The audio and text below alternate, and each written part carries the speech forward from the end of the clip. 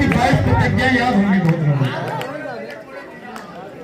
कि फलाने को नहीं मानते हैं, फलाने चीज को नहीं मानते हैं, फलाने चीज को नहीं मानते हैं, फलाने चीज को नहीं मानते हैं। अब उन सब चीजों का नाम लेना खैर उचित नहीं है, क्योंकि बहुत लोगों की भावना आहत हो जाएगी, और भावना आहत होती है तो भी FIR दर्ज करवाने का अधिकार कौन देता है? भारत का संविधान देता है। तो बाबा साहब के चरणों में कोटि कोटि प्रणाम, रविदास जी महाराज के चरणों में कोटि कोटि प्रणाम, और सभी सम्मानित साथियों को क्रांतिकारी जय भीम, नमो बुद्धाय, बहुत बहुत साधुवाद। शोषण से बचने के लिए बाबा साहब ने बॉर्नवीटा दिया। उस बॉर्नवीटा का नाम है भारत का संविधान, भारत का संविधान। और आखिरी बात कहेंगे कि ये रुतबा मुझे तेरे संविधान से मिला है, ये रुतबा मुझे तेरे संविधान से मिला है, ये सम्मान भी मुझे तेरे संविधान से मिला है। औरों को जो मिला होगा वो उनके मुकद्दर से मिला होगा, मुझे मुकद्दर भी बाबा साहब के संविधान से। बात को सुना उन्होंने बहुत गहरी बात कि हम ही नहीं देखते हैं कि कौन सी जाति का है, कौन सी धर्म का है, कौन से मजहब का है, क्योंकि कोई भी धर्म कोई भी मजहब ही नहीं सिखाता है कि आपस में बैर रखें। और हम लोग तो शुरू से दिल्ली में पढ़े और बहुजन बस्ती जहाँ पे मैं वहां पे पला बढ़ा हूँ, और शुरू से साथ में रहे, भेदभाव नहीं किए। और भेदभाव किस बात का? जैसे मान लीजिए कि दादा बहुजन समाज से आते हैं, 2 हाथ इनके हैं, 2 हाथ हमारे। अगर मैं कहूं कि मैं उच्च कोटि का हूं, तो रविदास जी ने लिखा कि फलाना मत पूजिए जो हुए गुणहीन, और पूजिए चरण चंडाल के जो हुए गुण परवीन। जब से बहुजनों को मौका मिला तो उन्होंने अच्छी बात ही लिखी। महिलाओं को पढ़ने का अधिकार नहीं था, दादा पढ़ने को आए तो याद आया। जब अंग्रेज आए तो फलाने लोगों की दाल गलना बंद हो गया, इसीलिए फलाने ने फलाने आदमियों का विरोध किया। और हमारी माँ सावित्रीबाई फुले, महात्मा फुले, उनको पढ़ने का अधिकार अगर किसी को महिलाओं को अगर मिला है तो हमारी माँ की देन है, हमारे बाबूजी की देन है दादा कि नहीं? जो हमारी माँ सावित्रीबाई फुले पढ़ाने के लिए जाती थी तो उनके ऊपर कूड़ा कचरा फेंका जाता था। बगल में अपने बगल में साड़ी दबा कर जाती थी, तो उनसे किसी ने पूछा कि आप इस साड़ी काहे लेकर जाती है, तो उन्होंने कहा कि फलाने लोग हमारी जाति को पढ़ने नहीं देना चाहते। तो आज बहुजनों को अपने पुरखों का, जो उनके पुरखों ने उनके लिए किया, आज बहुत सारे बहुजन साथी हैं जो बाबा साहब को भूल रहे हैं। भूल रहे कि नहीं? राजनीतिक मंच नहीं है तो मैं खुल कर बताता, राजनीतिक मंच नहीं है इसलिए मैं बहुत कंट्रोल करता हूँ, बहुत कुछ नहीं बोल पा रहा हूँ। और चंद्रशेखर जी को आप लोग सुनते हैं, और बहन जी को, बहन जी ने आप लोगों को अधिकार दिलवाया। बाबा साहब ने संविधान बनाया और अधिकार दिलवाने का काम अगर किसी ने किया तो बहन तुम्हारी मायावती जी ने। लेकिन लेकिन लेकिन लेकिन लेकिन लेकिन मायावती जी के कुर्सी को कमजोर करने का अगर किसी ने काम किया तो आप जैसे बहुजनों ने किया, बहुजनों ने किया। इस बात को मैं खुलकर बोलूंगा, चाहे लोग मेरा समर्थन करें या विरोध। समय था कि बहन जी बहुमत में थी, और आज बहन जी के पास में 3% वोट नहीं है। उसका कारण क्या है? कहा जाता है कि 85% बहुजन है, 100 में 90 सोचित से सोचते न ललकारा है, धन धरती और राज पर 90 भाग हमारा है। तो 90 भाग महाराज कैसे होगा जब संसद भवन में आपका लोग नहीं होगा? 90 भाग कैसा होगा जब आपका न्यायालय में लोग नहीं होगा? 90% कैसा होगा जब जिलाधिकारी आपका लोग नहीं होगा? 90% कैसा होगा जब बड़े बड़े ऑफिस में आपका लोग नहीं होगा? तो शिक्षा जरूरी है। जो बाबा साहब ने कहा शिक्षा शेरनी का दूध है, जो पिएगा तो आप पी लेंगे ना साहब तो दहाड़ेंगे। और आज हम बोल पा रहे हैं तो बाबा साहब की देन, गीता कुरान बाइबल की देन नहीं है, भारत के संविधान की देन। अगर भारत का संविधान नहीं होता तो 29 अप्रैल 2023 को बाबा की पुलिस हमको लेकर आई थी अयोध्या।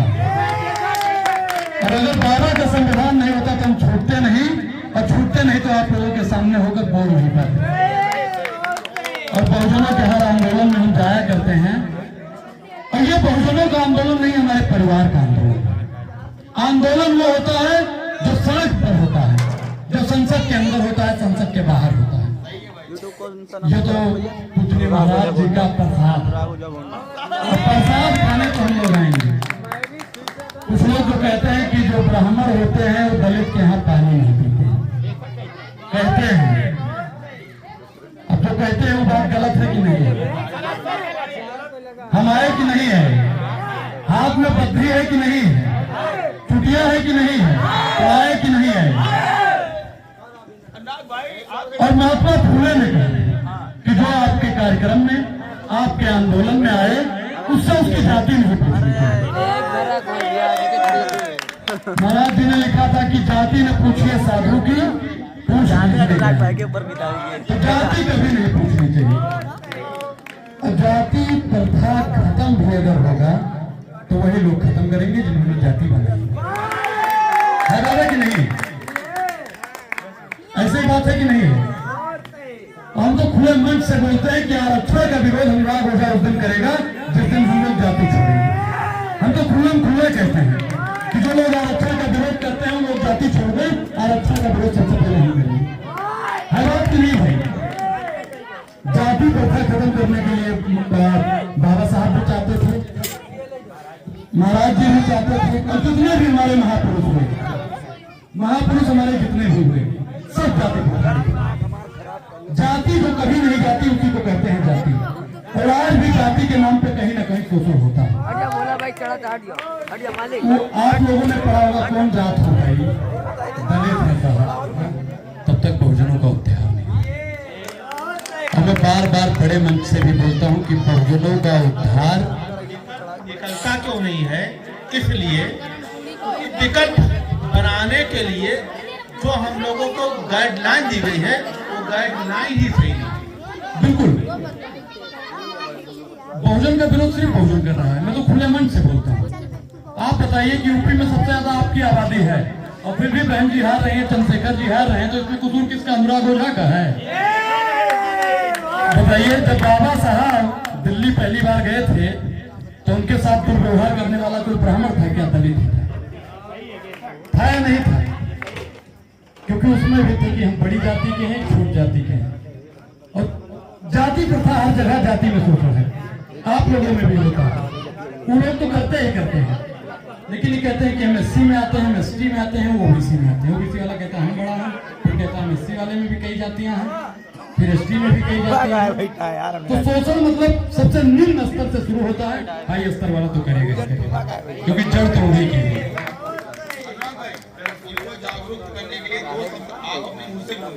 और मैं जाति प्रथा का बहुत बड़ा विरोधी हूँ। मैं चंद्रशेखर जी से 2-3 बार मिला। मैंने उनसे कहा कि भाई हमारी एक ही अपील है कि आप जाति प्रथा को खत्म करने के लिए संसद में बात कीजिए, क्योंकि जब तक जाति प्रथा खत्म नहीं होगा तब तक शोषण बंद नहीं होगा। अभी 2 दिन पहले ही घोड़ी पर बैठने पर एक दलित को मारा गया। अब बताइए, कोई दलित घोड़ी पर बैठ रहा है तो गलत बात है जी। अनुराग ओझा घोड़ा पे बैठेगा तो ये आसिफ भाई क्यों नहीं बैठेंगे, अमित भाई क्यों नहीं बैठेंगे, दादा कहे नहीं बैठेंगे? शोषण क्यों? महाराज जी ने तभी लिखा, चाहूं राज में जहां मिले स्वयं को अन्न, छोट बड़ा सब सम बसे रविदास रहे। तो समानता चाहते थे, बाबा साहब समानता चाहते थे, लोहिया समानता चाहते थे। कर्पूरी ठाकुर का आज पुण्यतिथि है, उन्हें तो सशक्त नमन। और उनका भी शोषण किया गया। जब वो विधानसभा में पहुंचे, मुख्यमंत्री बने, तो कहा गया कि कर कर्पूरी गद्दी छोड़ पकड़ स्टूरी, शोषण किया गया। तो बताइए कि जो संवैधानिक पद पर है, जब उनका शोषण हो रहा है तो निम्न स्तर वालों का शोषण होगा कि नहीं? और उस शोषण से बचने के लिए बाबा साहब ने बॉर्नवीटा दिया। उस बॉर्नवीटा का नाम है भारत का संविधान, भारत का संविधान। और आखिरी बात कहेंगे कि ये रुतबा मुझे तेरे संविधान से मिला है, ये रुतबा मुझे तेरे संविधान से मिला मिला है, ये सम्मान भी मुझे तेरे संविधान से मिला है। औरों को जो मिला होगा वो उनके मुकद्दर से मिला होगा, मुझे मुकद्दर भी बाबा साहब के संविधान से। और बाबा साहब ने एक चीज कहा कि अपने दीवारों पर लिख दीजिए कि आने वाले समय पर हुकूमत हम चलाएंगे। किसी ने नहीं लिखा होगा, लिखा है आप लोगों ने, लिखा है आप लोगों ने। तो बताइए आप लोग हुकूमत चलाएंगे इसे? आप बाबा साहब के बताए हुए रास्तों पर चल रहे हैं आप लोग? बाबा साहब ने कहा था दीवारों पर लिख लीजिए आने वाली हुकूमत हम चलाएंगे। पहली पीढ़ी मारी जाएगी, दूसरी पीढ़ी संघर्ष करेगी, तीसरी पीढ़ी पर हम राज करेंगे। तो आप बताइए आपके कितने लोग मारेंगे, कितने लोग संघर्ष कर रहे हैं? साहब शरीर में जितनी हड्डियां नहीं होती हैं उससे ज्यादा लाठियां चंद्रशेखर रावण के ऊपर पड़ी। संघर्ष आपकी पीढ़ियां कर रही है, आप लोग हुकूमत चलाएंगे कि नहीं चलाएंगे? तो दीवारों पर कब लिखेंगे? दीवारों पर कब लिखेंगे? बाबा साहब का सपना था। बाबा साहब का सपना कौन पूरा करेगा? पेरियार का सपना कौन पूरा करेगा? पेरियार साहब का सपना पूरा होना चाहिए कि नहीं? पेरियार और बाबा साहब की 22 प्रतिज्ञा याद होंगी बहुत लोगों कि फलाने को नहीं मानते हैं, फलाने चीज को नहीं मानते हैं, फलाने चीज को नहीं मानते हैं, फलाने चीज को नहीं मानते हैं। अब उन सब चीजों का नाम लेना खैर उचित नहीं है, क्योंकि बहुत लोगों की भावना आहत हो जाएगी, और भावना आहत होती है तभी FIR दर्ज करवाने का अधिकार कौन देता है? भारत का संविधान देता है। तो बाबा साहब के चरणों में कोटि कोटि प्रणाम, रविदास जी महाराज के चरणों में कोटि कोटि प्रणाम, और सभी सम्मानित साथियों को क्रांतिकारी जय भीम, नमो बुद्धाय, बहुत बहुत साधुवाद।